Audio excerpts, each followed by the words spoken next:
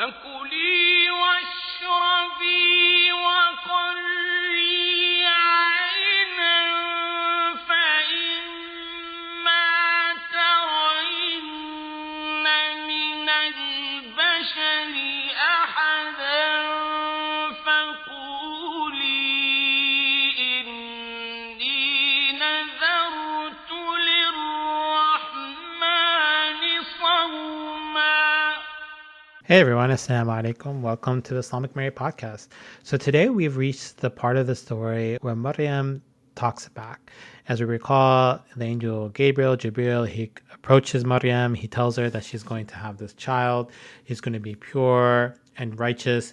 And then Maryam now has a question. And this is one of the things I love reading about scripture, because oftentimes when you read scripture and the Quran firsthand, you understand religion in a different way than maybe it's accumulated over the years and centuries. So for a lot of religions and a lot of my students, when they think about religion, they think about dogma, they think about creed, something that you have to believe, and something that's been transmitted over time from their parents, from their grandparents, and now there's something that they just have to affirm or accept. But when you actually read scripture, you see that these Qur'anic and biblical figures are asking questions and they're challenging. So Maryam, after she hears that she's going to have this child, and this child is going to be a righteous and pure child, she says, قالت أن يكون لي غلام. So this is a fascinating statement. She said, how can I have a son when no man has touched me? وَلَمْ يَمْسَسْنِي بَشَرٌ.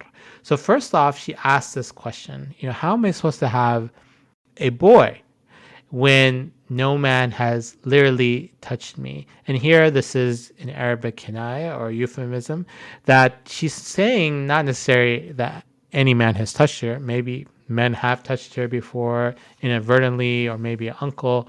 But what she's referring to is the idea that she's not had any sexual relationships with anyone. وَلَمْ أَكُ بَغِيًّا. And that I have not been unchaste. That she's not someone who had relationships outside of marriage or fornicated, and she is someone who is seen to be righteous.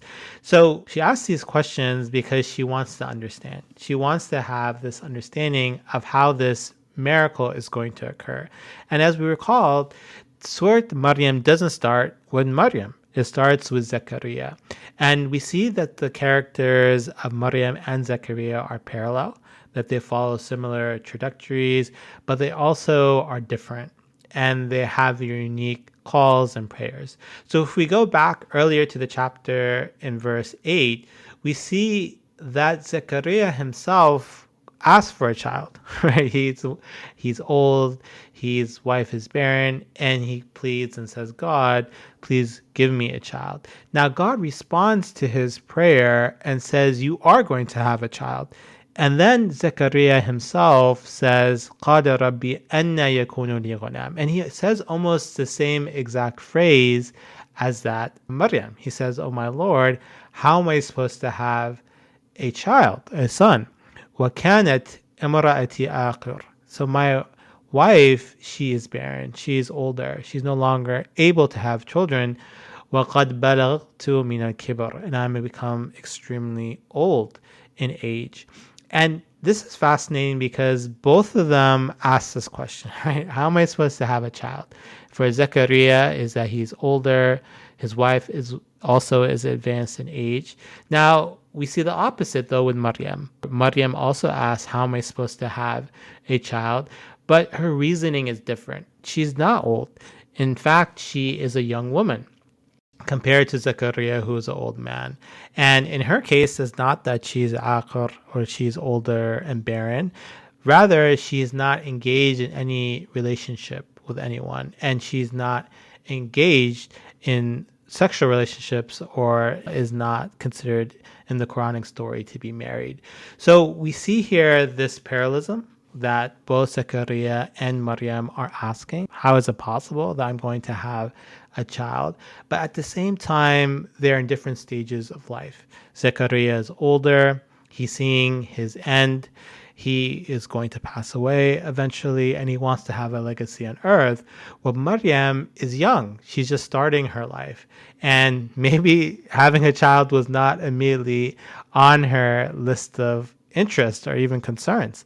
But now she's told that she's going to have a child.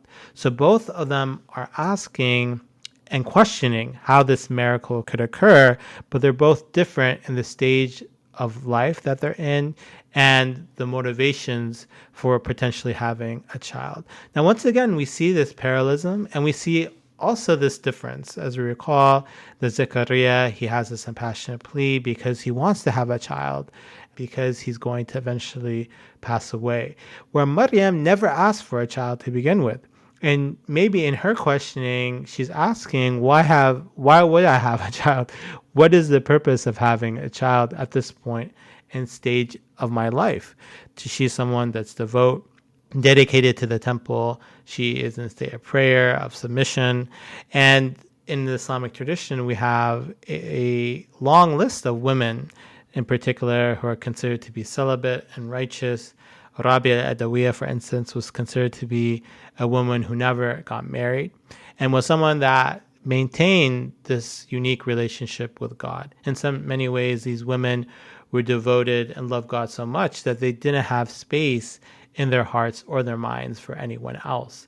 So Maryam is in that same light. She is single, she is devoted, and now all of a sudden she's going to have a child. She's going to be a mother. And this, of course, changes the relationship that she will have forever. Now, we also see here that this verse introduces this idea of divine questioning. And as we discussed in a previous episode, that Maryam is similar here to the other prophetic figures. So just like Zechariah asked, how could this miracle occur, even though he just asked for it, we see the other figures such as Ibrahim, ask God for things. And they ask God and they ask the divine creatures, such as angels, how could certain events or miracles occur. And as we discussed previously, there's a famous story in the Quran where Ibrahim, he has this question about resurrection, life and death. And he doesn't understand how this is going to happen. And he asks God, and he says, God, how is it possible that we are going to die and be raised? And then God responds to Abraham and says, Abraham, don't you believe? Don't you have faith in your heart? And he has this remarkable statement where he says, yes, I do believe, but I want to have tranquility. I want to have my heart at ease. So even though these prophetic figures are seen as models of righteousness and of certainty and of faith, they also have questions. They have things that are unsettling to them. And they are demonstrated in the Quran and also within the Bible as asking God and trying to see clarification. And we see here that Maryam is seen as a model for men and women, but she still has the courage to ask God, how can this miracle occur? We also see that this verse introduces this idea of baghiya, of being unchaste. And this is a word that's also used later in the story, as we'll get to. So when Maryam eventually has Jesus, Isa, she takes her child with her back to her people. And you can imagine the scene where Maryam is returning back and she has a child in her arms. And it's known within that society that she doesn't have a husband, that she's not married. She's seen as an individual protagonist in the Quran. And they have this question of where this child came from. And we have this dialogue where they call out to her and they say, Ya ukht Harun. So, oh, sister of Aaron. And here is once again this fascinating idea that Maryam is not simply a mother, but she is a daughter, as we spoke about in the Quran. She's called Bint Ali Imran, so she's the daughter of the family of Imran, but she's also noted as a sister. She's known as a mother, a daughter, and sister in the Quran, and they say, O Ukht Harun. So speaking about her lineage, speaking about her relationship to Aaron, they say, Ma kana abuki imra'a su. So your father was not an indecent man. He was known to be righteous. He was known to be someone who was good. وَمَا كَانَتْ أُمُّكِ بَغِيًّا, and that your mother was not known to be unchaste. So they immediately have the implication and the idea that Maryam had this child out of wedlock and she engaged in fornication. And they talk about her family. They say, you come from this righteous lineage, this family of priests and rabbis, and your father was known to be a good person, and your mother was not unchaste. So how could you have committed such an act when you came from such a good family? And this is important in terms of her reputation and how she's understood in her society, and also her standing amongst her people. So we see with Maryam that this idea of shame emerges, of this idea of being baghiya, of being unchaste.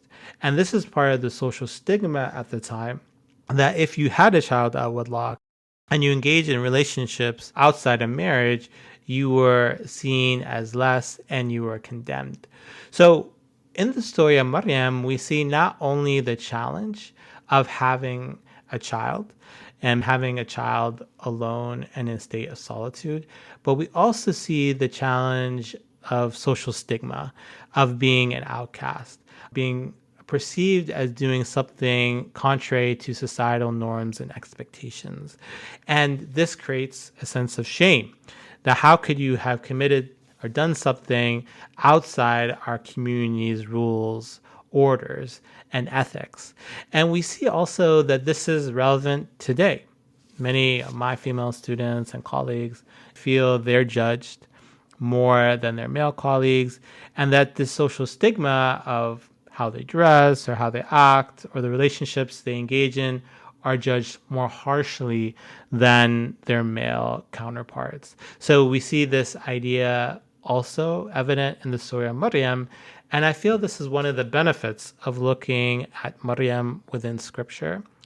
Because if we only look at the male figures, for instance, Adam or Ibrahim, Moses, Musa, we may not see some of these issues, whether those issues relate to motherhood, of pregnancy, of being judged harder or more stricter, the idea also of fearing this angel coming close and fearing for your safety and protection.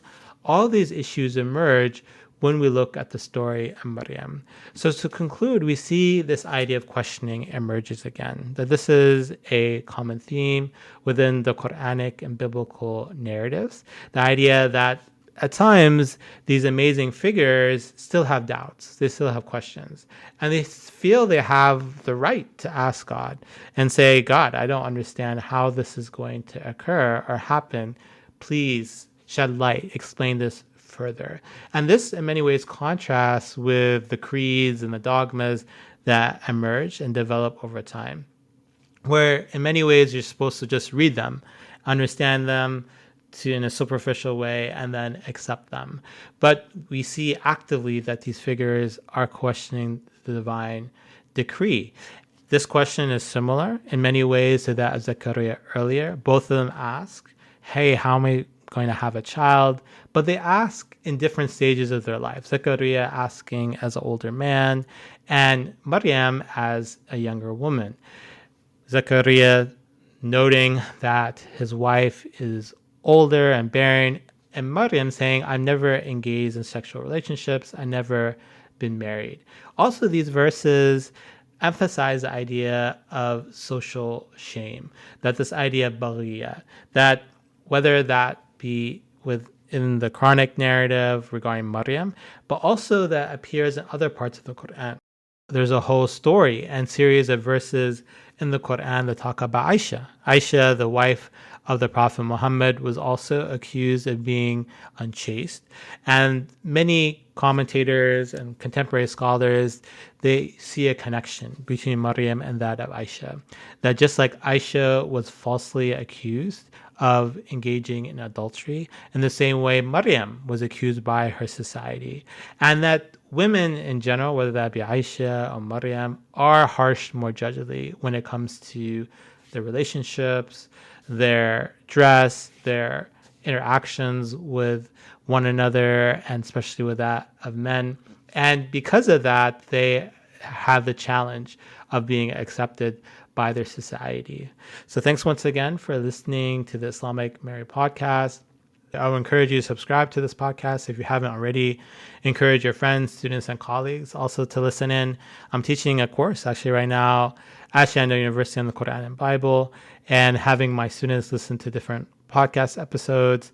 Feel free to email me, text me if you have any ideas or thoughts on what we could cover together. Review this podcast. I'm really fortunate to see some of you already reviewing this podcast, which helps other people find it and learn about it. And visit my website and join my newsletter, where you can be updated on the publication of the Islamic Mary. Also, I have a Islamic Mary quiz. So if you're interested in testing your knowledge on the Islamic Mary, on Maryam, please fill out that quiz, which is available on the show notes below. Thanks again, and take care.